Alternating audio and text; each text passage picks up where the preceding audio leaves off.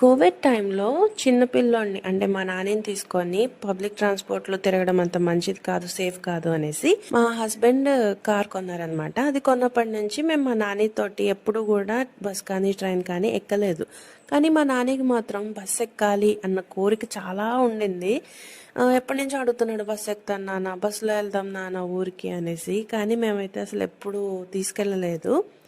అయితే నిన్న మా మావయ్య మళ్ళీ రిటర్న్ జర్నీ చేశారనమాట, హైదరాబాద్ నుంచి రాజమండ్రికి. సో ఆ టైంలో ఇంకా తాతి నేను కూడా బస్సు ఎక్కుతాను అని చెప్పేసి మా మావయ్యతో పాటు బస్సు ఎక్కేసాడు వాడు. సో వాడిని సరదా ఎందుకు కాదనాలని చెప్పేసి మా హస్బెండ్ కూడా సరే నాన్న ఎక్కువ, నువ్వు నేను వెనకాలే వస్తాను నీ వెనకాలని చెప్పేసి మా ఏరియా నుంచి సికింద్రాబాద్ దాకా వెళ్ళాము బస్ వెనకాలే.